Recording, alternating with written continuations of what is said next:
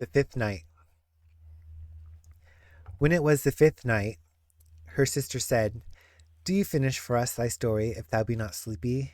And she resumed, "It hath reached me, O auspicious king and mighty monarch, that King Yunan said to his minister, 'O Wazir, thou art one whom the evil spirit of envy hath possessed because of this physician, and thou plottest for me putting him to death, after which I should repent me full sorely, even as repented King Sinibad for killing his falcon.' Quoth the Wazir, 'Pardon me, O king of the age, how was that?'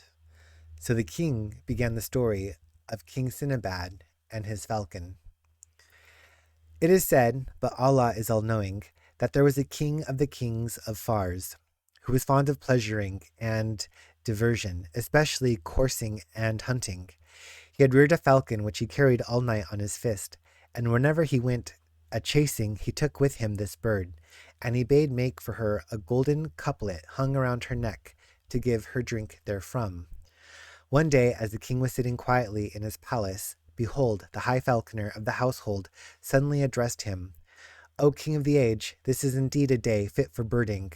The king gave orders accordingly, and set out taking the hawk on fist. And they fared merrily forward, till they made a wady, where they planted a circle of nets for the chase. When lo, a gazelle came within the toils, and the king cried, 'Whoso alloweth yon gazelle to spring over his head and loseth her, that man will I surely slay.' They narrowed the nets about the gazelle when she drew near the king's station, and, planting herself on her hind quarter, crossed her forehand over her breast, as if about to kiss the earth before the king. He bowed his brow low in acknowledgment to the beast, when she bounded high over his head, and took the way of the waste.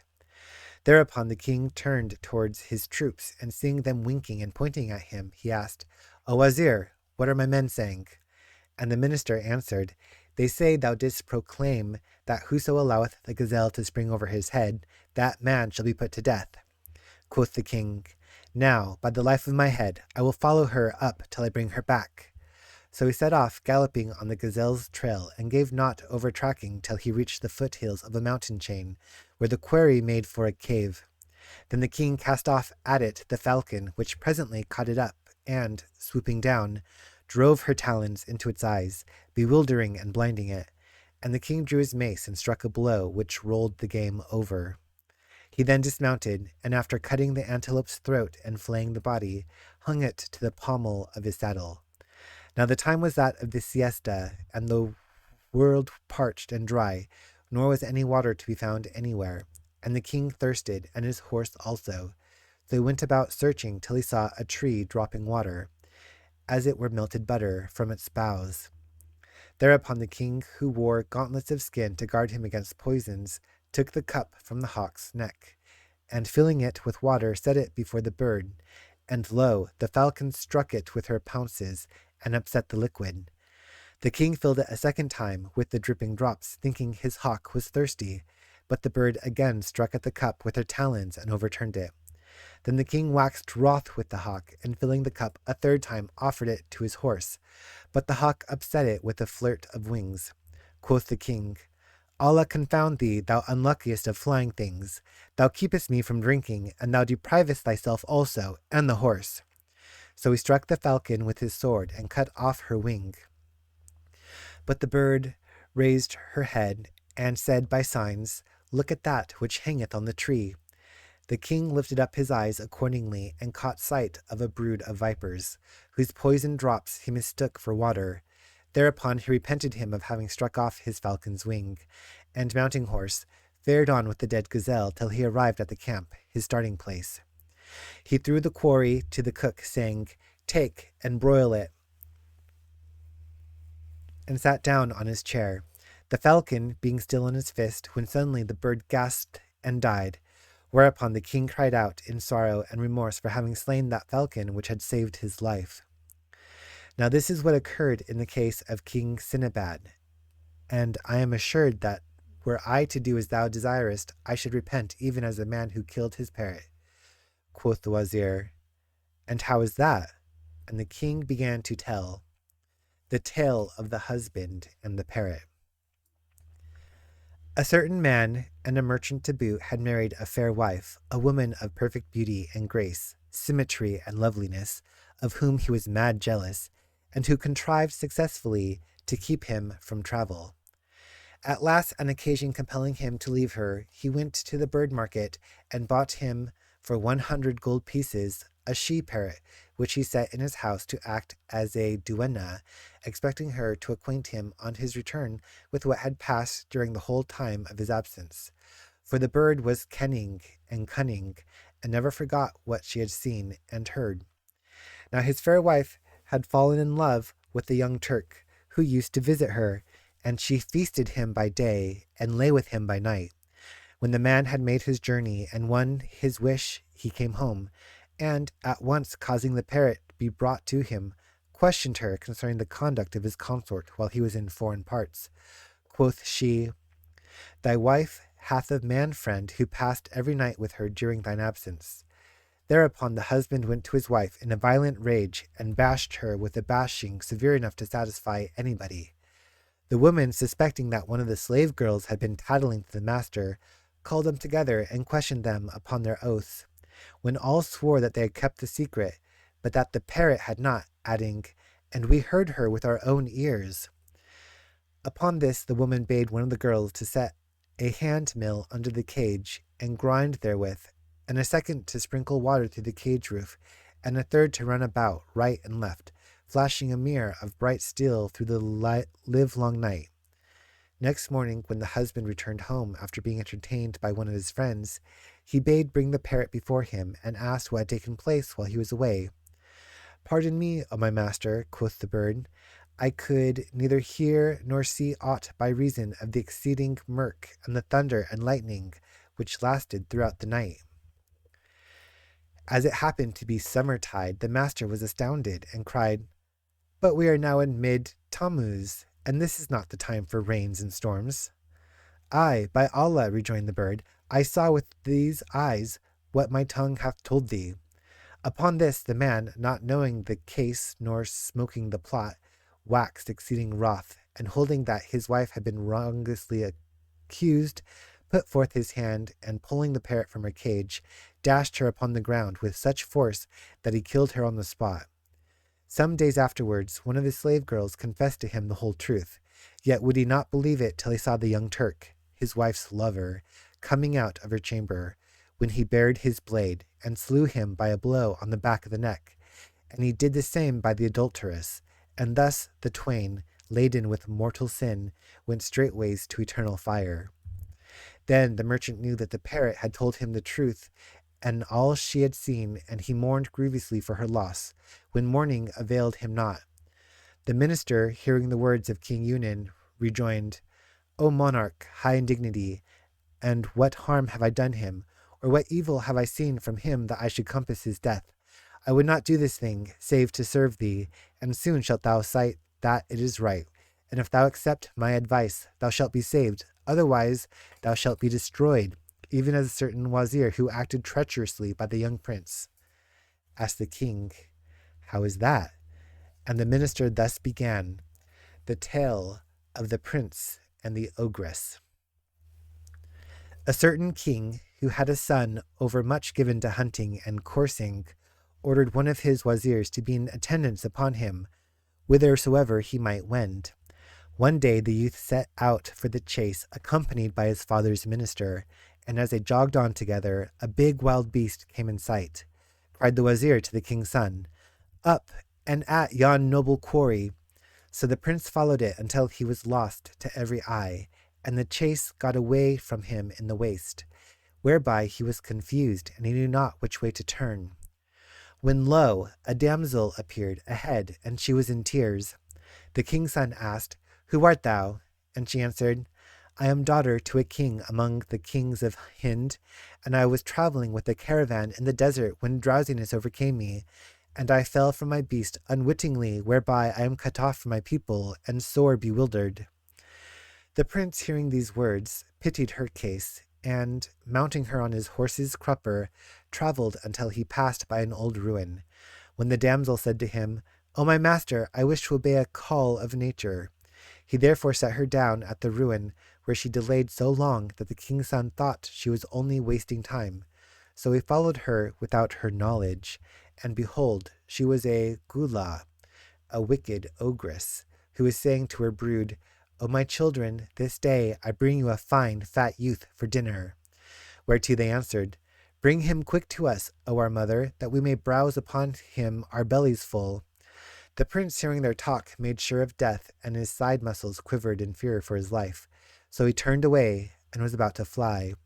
The gula came out, and seeing him in sore affright, for he was trembling in every limb, cried, Wherefore art thou afraid? And she replied, I have hit upon an enemy whom I greatly fear. Asked the gula, Didst thou not say, I am a king's son?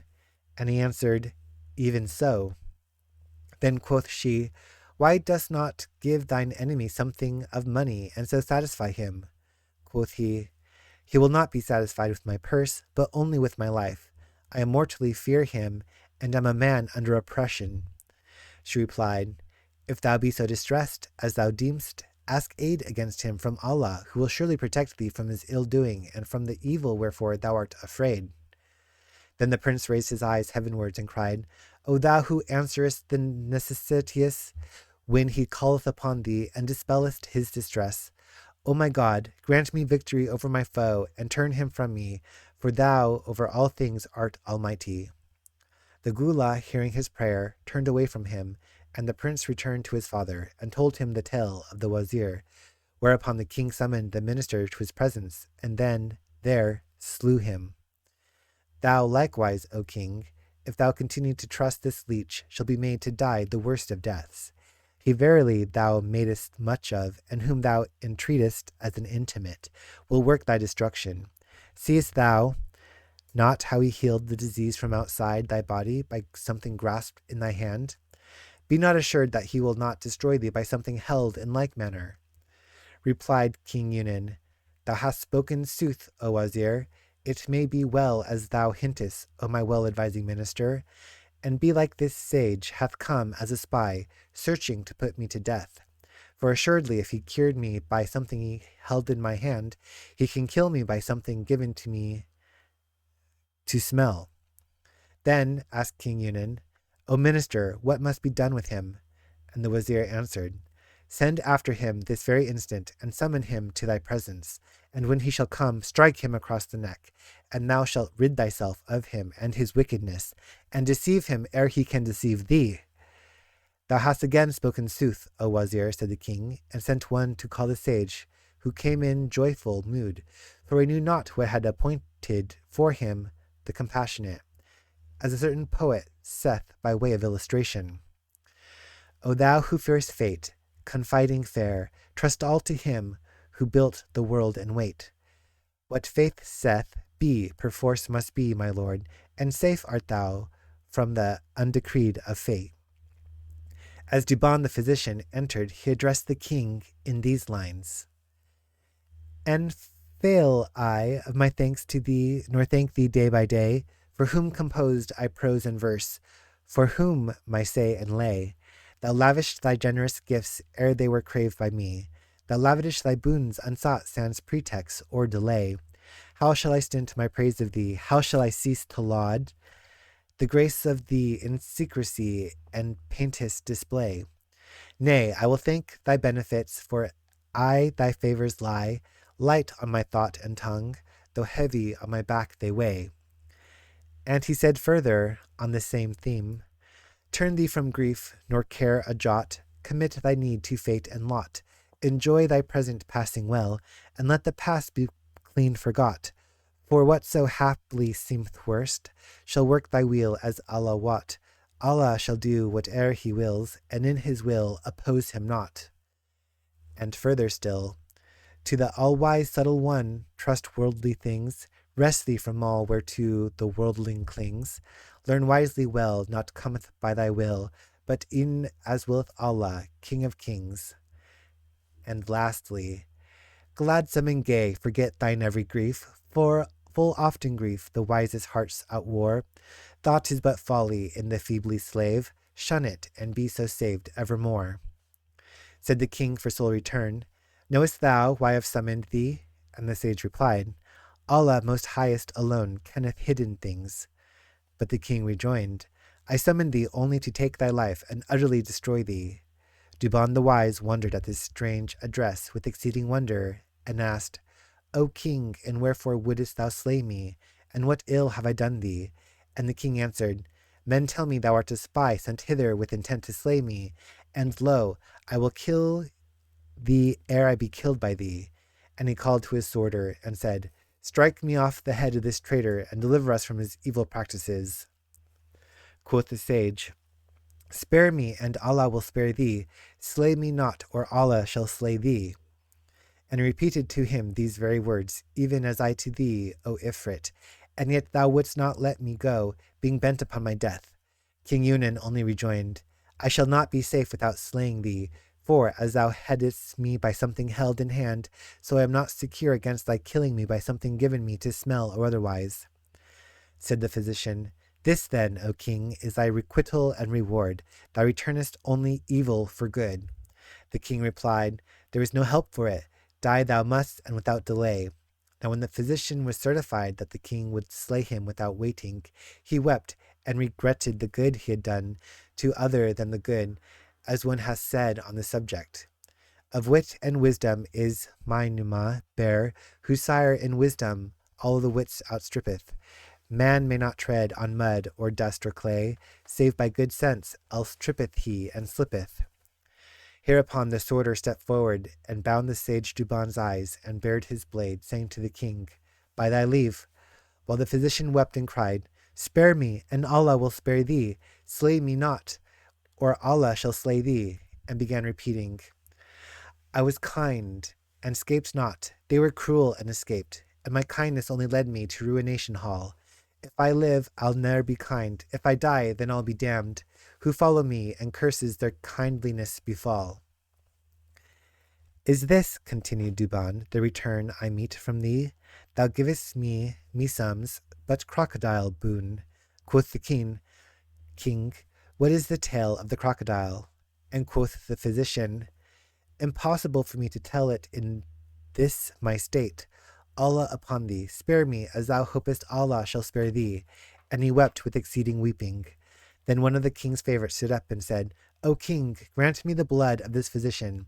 We have never seen him sin against thee, or doing aught save healing thee from a disease which baffled every leech and man of science. Said the king, Ye wot not the cause of my putting to death this physician, and this is it. If I spare him, I doom myself to certain death. For one who healed me of such a malady by something held in my hand, surely can slay me by something held to my nose, and I fear lest he kill me for a price, since haply he is some spy whose sole purpose, in coming hither, was to compass my destruction. So there is no help for it. Die he must, and only then shall I be sure of my own life. Again cried Duban, Spare me, and Allah shall spare thee, and slay me not, or Allah shall slay thee. But it was in vain. Now, when the physician, O Ifrit, knew for certain that the king would kill him, he said, O king, if there be no help, but I must die, grant me some little delay, that I may go down to my house and release myself from mine obligations, and direct my folk and my neighbours where to bury me and distribute my books of medicine. Amongst these I have one, the rarest of rarities, which I would present to thee as an offering. Keep it as a treasure in thy treasury. And what is in this book? Asked the king, and the sage answered, Things beyond compt, and the least of secrets is that if, directly after thou hast cut off my head, thou open 3 leaves and read 3 lines of a page to thy left hand, my head shall speak and answer every question thou deignest ask of it. The king wondered with exceeding wonder, and, shaking with delight at the novelty, said, O physician, dost thou really tell me that when I cut off thy head it will speak to me? He replied, Yes, O king. Quoth the king, This is indeed a strange matter, and forthwith sent him closely guarded to his house, and Duban then and there settled all his obligations. Next day he went up to the king's audience hall, where emirs and wazirs, chamberlains and nabobs, grandees and lords of estate were gathered together, making the presence chamber gay as a garden of flower beds. And lo, the physician came up and stood before the king, bearing a worn old volume, and a little etui of metal full of powder, like that used for the eyes. Then he sat down and said, Give me a tray. So they brought him one, and he poured the powder upon it, and levelled it, and lastly spake as follows: O king, take this book, but do not open it till my head falls. Then set it upon this tray, and bid press it down upon the powder, when forthright the blood will cease flowing. That is the time to open the book. The king thereupon took the book, and made a sign to the sworder, who arose and struck off the physician's head, and placing it on the middle of the tray, pressed it down upon the powder. The blood stopped flowing, and the sage Duban unclosed his eyes, and said, Now open the book, O king. The king opened the book, and found the leaves stuck together.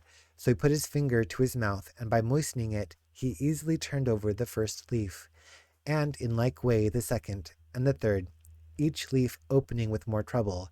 When he had unstuck 6 leaves, he looked over them, and finding nothing written thereon, said, O physician, there is no writing here. Duban replied, Turn over yet more. And he turned over 3 others in the same way. Now the book was poisoned, and before long the venom penetrated his system, and he fell into strong convulsions, and he cried out, The poison hath done its work. Whereupon the sage Duban's head began to improvise. There be rulers who have ruled with the foul tyrannic way, but they soon become as though they had never ever been. Just they had won justice, they oppressed and were oppressed by fortune, who requited them with ban and bane and teen. So they faded like the morn, and the tongue of things repeats, Take this for that, nor vent upon fortune's ways thy spleen. No sooner had the head ceased speaking than the king rolled over dead. Now I would have thee know, O Ifrit, that if King Yunin had spared the sage Duban, Allah would have spared him, but he refused so to do so, and decreed to do him dead, wherefore Allah slew him. And thou too, O Ifrit, if thou hadst spared me, Allah would have spared thee. And Shahrazad perceived the dawn of day, and ceased saying her permitted say. Then quoth Dunyazad, O my sister, how pleasant is thy tale, and how tasteful, how sweet and how grateful. She replied, And where is this compared with what I could tell thee this coming night, if I live and the king spare me? Said the king in himself, By Allah, I will not slay her until I hear the rest of her story, for truly it is wondrous. They rested that night in mutual embrace until dawn. Then the king went forth to his darbar. The wazirs and troops came in, and the audience hall was crowded.